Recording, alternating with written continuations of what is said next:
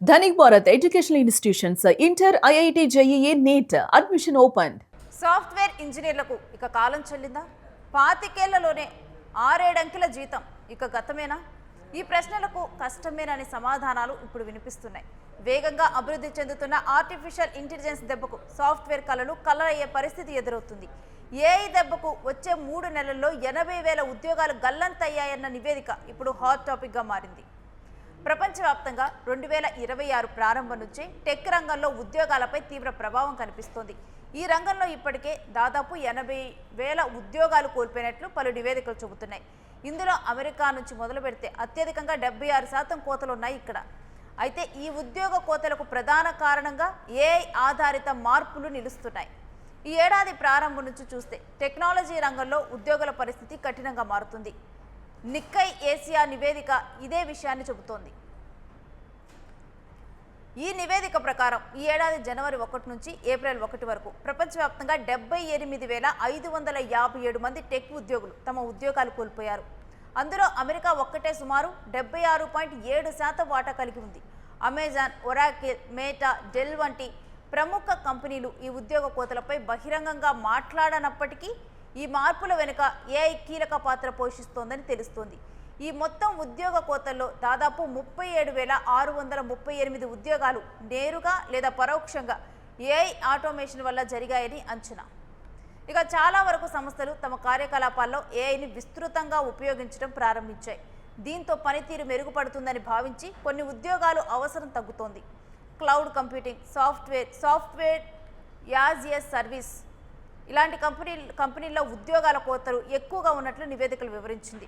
ఇక భారత్ విషయానికి వస్తే 2,000 మందిని ఇంటికి పంపారు. కంపెనీల పరంగా చూస్తే ఒరాకిల్ 26,000, అమెజాన్ 16,000, మెటా 2,400 ఉద్యోగాలను తొలగించింది. ఇక కార్మిక శక్తి నిర్ణయాలను ఆర్టిఫిషియల్ ఇంటెలిజెన్స్ ప్రభావితం చేస్తుందన్నది నివేదిక తెలుపుతోంది.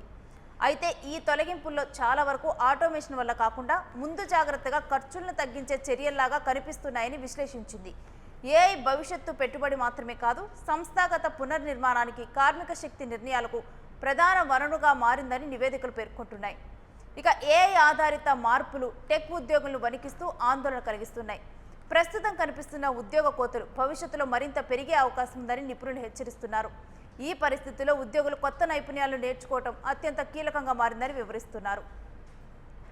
ఇక కాగ్నిజెంట్ సంస్థ చీఫ్ ఏఐ ఆఫీసర్ బాబాకు హుడ్డర్ ప్రకారం ఏఐ ప్రభావం ఇంకా పూర్తిగా బయటపడలేదు.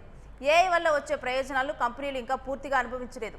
ప్రస్తుతం జరుగుతున్న ఉద్యోగ కోతలు ఏఐ నిజంగా సాధించిన ఫలితాల కంటే భవిష్యత్తులో ఇది సాధిస్తుందనే అంచనాల ఆధారంగా జరుగుతున్నాయని ఆయన తెలిపారు. ఇక కొన్ని సంస్థలు కోవిడ్ తర్వాత అధికంగా నియామకాలు చేసిన కారణంగా కూడా ఉద్యోగులను తొలగిస్తున్నాయి. అయితే ఈ కోతలకు ఏఐను ఒక కారణంగా చూపుతున్నట్లు కూడా ఆయన వివరించారు. టెక్ రంగంలో ఈ మార్పుపై నిపుణులు హెచ్చరిస్తున్నారు. ఏఐ ఆధారిత వ్యవస్థలకు మారుతున్న సమయంలో సంస్థలు, ఉద్యోగులు రెండూ కష్టాలను ఎదుర్కోవాల్సి వస్తోందని అంటున్నారు. గోల్డ్మెన్ సచ్క్ నివేదిక ప్రకారం వచ్చే 10 ఏళ్లలో ఏఐ కారణంగా అమెరికాలో 6 నుంచి 7% ఉద్యోగాలు కోల్పోయే ప్రమాదం ఉంది. ఇది నిరుద్యోగాన్ని సుమారు 0.5% వరకు పెంచవచ్చు. ఏఐ వల్ల ఉద్యోగాలు కోల్పోయిన వారికి దీర్ఘకాలిక ఆర్థిక ప్రభావం కూడా ఉంటుంది. వారి ఆదాయం సుమారు 3% వరకు తగ్గే అవకాశం ఉంది. అలాగే 10 ఏళ్లలో వారి ఆదాయ వృద్ధి సుమారు 10% వరకు వెనుకబడే ప్రమాదం కనపడుతోంది. ప్రత్యేకించి జెన్-జెడ్ ఉద్యోగులు తక్కువ నైపుణ్యం ఉన్న పనుల్లోకి మారే అవకాశం ఉండటంతో వారి కెరీర్ పురోగతి నెమ్మదించవచ్చు. దీంతో జీవితంలో ముఖ్యమైన నిర్ణయాలు ఆలస్యమయ్యే అవకాశం ఉందని నిపుణులు హెచ్చరిస్తున్నారు.